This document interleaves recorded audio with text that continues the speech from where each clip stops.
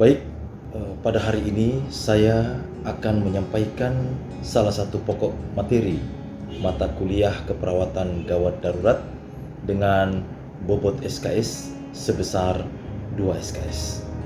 Materi kali ini masih terkait dengan pengetahuan dan juga pemahaman mengenai asuhan keperawatan pada pasien dengan gangguan kardiovaskuler dengan salah satu kasusnya adalah henti jantung atau cardiac arrest. Selama 45 menit ke depan akan dijelaskan mengenai pengertian henti jantung, penata laksanaan, dan juga evaluasi pada klien atau pasien dengan henti jantung. Henti jantung itu sendiri merupakan suatu masalah gawat darurat yang sangat urgent. Saat itu jantung dan sistem peredaran darah sedang bermasalah. Dibutuhkan penanganan yang cepat dan tepat agar pasien dapat tertolong. Penyebab henti jantung itu sendiri bisa akibat faktor lingkungan seperti pada kasus kecelakaan, tenggelam, tersengat, syok. Melalui pembelajaran ini, mahasiswa betul-betul dituntut untuk dapat memahami masalah ini dan prosedur penata laksanaan dari asuhan keperawatan pada pasien. Kemampuan akhir yang ingin dicapai pada pokok bahasan ini adalah setelah mengikuti pembelajaran, nantinya mahasiswa mampu mengetahui dan memahami mengenai apa itu henti jantung dan bagaimana prosedur tindakan penerapan dalam bentuk asuhan keperawatan pada pasien dengan gangguan sistem kardiovaskuler ini, yang dalam hal ini adalah kasus henti jantung. Adapun indikator dari penilaiannya adalah mengenai ketepatan dalam menjelaskan tentang pengertian henti jantung itu sendiri dan bagaimana asuhan keperawatan pada pasien dengan henti jantung. Kriteria penilaian menggunakan teknik non-tes dan tes. Bentuk pembelajaran adalah kontekstual instruction. Artinya dengan menjelaskan suatu prosedur pelaksanaan dari penanganan asuhan keperawatan pada pasien dengan kejadian henti jantung. Pembelajaran dilaksanakan secara daring melalui kanal Zoom dan dapat ditonton ulang melalui konten YouTube yang telah dibuat dan akan di-share melalui WhatsApp grup pembelajaran yang sudah ada. Di akhir materi yang disampaikan ini akan dilakukan tes dalam bentuk pilihan ganda dengan bentuk soal vignette. Hal ini merupakan salah satu dari upaya untuk meningkatkan pemahaman dan kemampuan mahasiswa dalam mengerjakan soal-soal ujian kompetensi nantinya. Tugas individu lainnya adalah dengan membuat resume sesuai dengan masing-masing mahasiswa mengenai persepsi atau pemahaman yang mahasiswa telah pelajari pada hari ini dan terkait dengan bagaimana prosedur secara sistematis dalam menangani atau asuhan keperawatan pada penanganan kasus kejadian henti jantung di lingkungan. Sebagai bahan referensi, sebagai bahan penunjang di dalam pembelajaran ini akan disampaikan kepada mahasiswa bahwa ada beberapa bentuk referensi yang perlu mahasiswa pelajari lebih lanjut, yaitu tentang buku antara lain adalah buku bahan ajar keperawatan kegawadaruratan oleh Maria Ciptaning Tias di tahun 2016 yang diterbit oleh Badan Pengembangan Pendidikan Sumber Daya Manusia Kesehatan Kemenkes RI. Dan juga ada salah satu buku referensi yang perlu dipelajari mengenai fokus spesifik dari penanganan henti jantung ini yang dikarang oleh Wasis Nugroho dengan judulnya adalah Detik-detik di saat tak bertak atau penanganan kejadian henti jantung yang terjadi di lingkungan, yang diterbitkan oleh penerbit Yayasan Berkode pada tahun 2020. Oke, siap. Baik, kita mulai adik-adik. Pada materi kali ini kita akan bahas mengenai henti jantung yang merupakan salah satu masalah sistem kardiovaskuler yang terjadi pada kegawat daruratan. Ya. Apakah adik-adik ada yang tahu apa itu henti jantung? Silakan di komentar.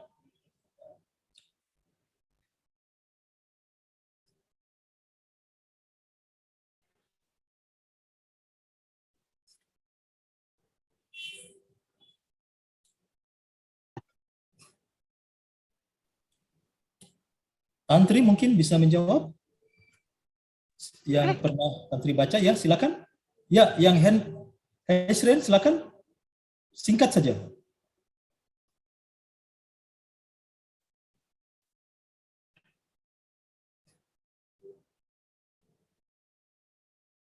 Baik, kita akan mempelajari pembelajaran kali ini mengenai henti jantung seperti yang sudah disampaikan pada materi terdahulu, bahwa henti jantung ini merupakan sebuah akumulasi keadaan di mana pasien mengalami masalah yang cukup gawat yang harus kita tanganinya.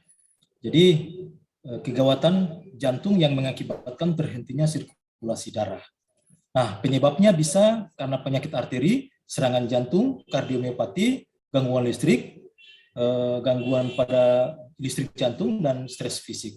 Sampai di sini ada yang mau ditanyakan?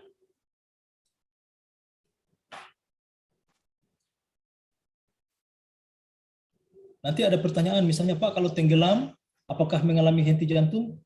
Ya, jawabannya adalah ya, karena keadaan tenggelam itu air yang masuk ke dalam paru-paru mendesak sistem peredaran darah ke jantung sehingga akan mengalami henti sirkulasi dan akibatnya akan mengalami henti jantung. Ada yang bisa mencontohkan lain di kehidupan sehari-hari mungkin? Nurlina? Ya, silakan. Tidak apa-apa.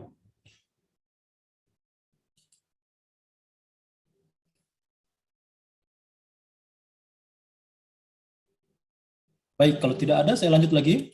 Ini adalah penata laksanaan terbaru untuk penanganan kejadian henti jantung, yaitu menurut American Heart Association 2020, bahwa pelaksanaannya di luar lapangan atau OHCA, itu setelah kita mengetahui, kemudian kita melakukan RJP. Setelah itu, kita kalau ada AED atau defibrilasi, kita melakukan defibrilasi. Kemudian kalau pasien stabil, kita angkut dengan ambulans. Dan selanjutnya ke penanganan rujukan rumah sakit, dan pada fase terakhir adalah fase pemulihan. Untuk pemeriksaan awal, kita harus mengetahui tentang jalan napas. Yang harus diketahui adalah apakah ada sumbatan jalan napas. Nah, apabila ada sumbatan jalan napas, kita harus melakukan tindakan seperti head chin lift atau jaw thrust. Jaw thrust ini bagi trauma servikal. Tapi tentu adik-adik ingat bahwa proteksi diri yang digunakan itu harus tetap aman, yaitu 3 aman: aman diri, aman pasien, dan aman lingkungan. Kemudian jangan lupa untuk pertama kita harus mengecek kesadaran melalui sistem yang namanya AFPU. Jadi apakah dia sadar, apakah dengan dia dipanggil dia bisa berbicara, kemudian dengan rangsangan nyeri apakah dia ada respon atau tidak. Apabila tidak ada respon, maka kita nyatakan bahwa dia mengalami masalah kejadian henti jantung.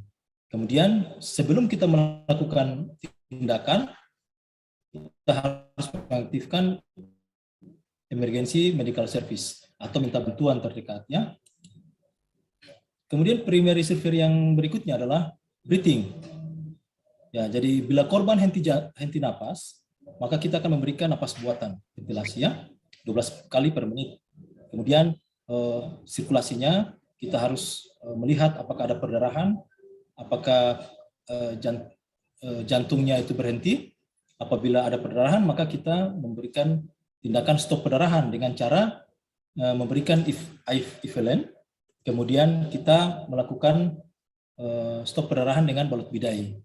Setelah itu, kita mencek henti jantungnya, dan apabila meraba nadi dan tidak ada detak jantung di nadi karotis di leher itu ya, kemudian kita memberikan RJP 100 sampai 120 kali per menit untuk satu siklus, dan kemudian kita mencek kembali.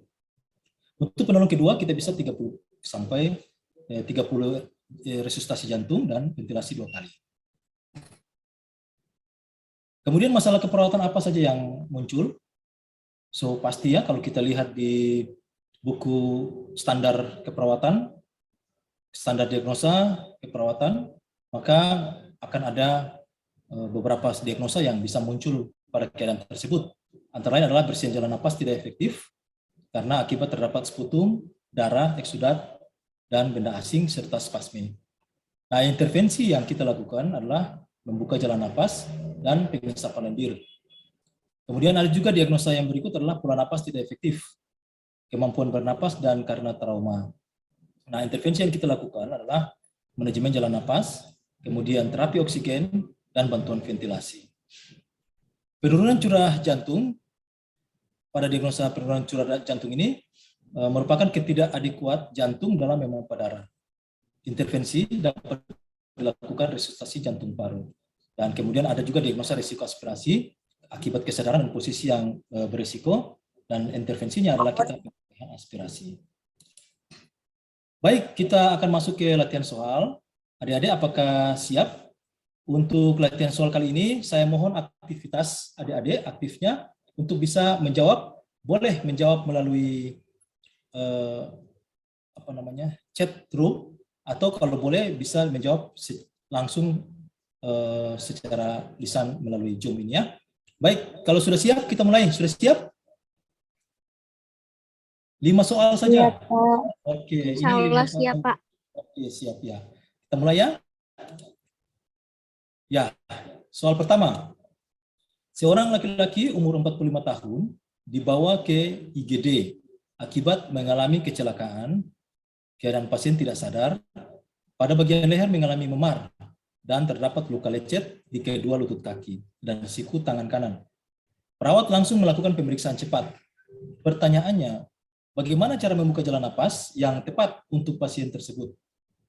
Kira-kira jawabannya apa ya? Silakan diisi di kolom chat atau bisa langsung berkomentar di Zoom ini. Ayo.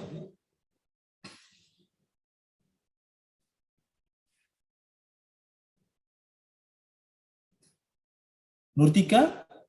Tika? Jawabannya apa? Tika? D, Pak D. Ya, jawabannya D. Ada yang lain jawabannya? Yang lain? Tidak apa-apa. C, Pak C. C, ya. Wah, jawabannya beda-beda nih kayaknya. Ada yang bisa memastikan alasannya? Jawabannya sekaligus alasannya. Ayo.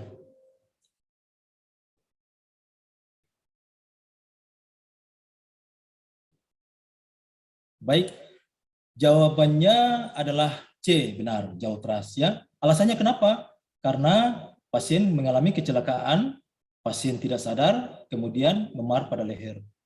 Nah, pembahasannya kecelakaan dapat mengakibatkan fraktur tulang leher, sehingga kita harus hati-hati di dalam menjaga atau memfiksasi area lehernya. Caranya dengan menggunakan teknik yang disebut dengan jauh teras, berarti C benar. Ya, dia tegang karena dia takut dengan pemeriksaan EKG. Makanya dalam soal ini harus diperhatikan kata kunci yang paling penting. Ya, berarti semuanya benar, satu yang salah. Oke, terima kasih. Ini bahan referensi yang kita harus pelajari lagi. Bisa adik-adik temukan atau baca di lantai 4 perpustakaan Poltekkes Kemenkes Ternate. Kemudian bisa juga di referensi yang ada di jurusan maupun nanti akan saya share di grup. Baik, terima kasih atas pertemuan kita pada sore hari ini. Untuk selanjutnya, nanti kita akan bahas materi-materi yang selanjutnya. Atas perhatian, saya ucapkan terima kasih. Apakah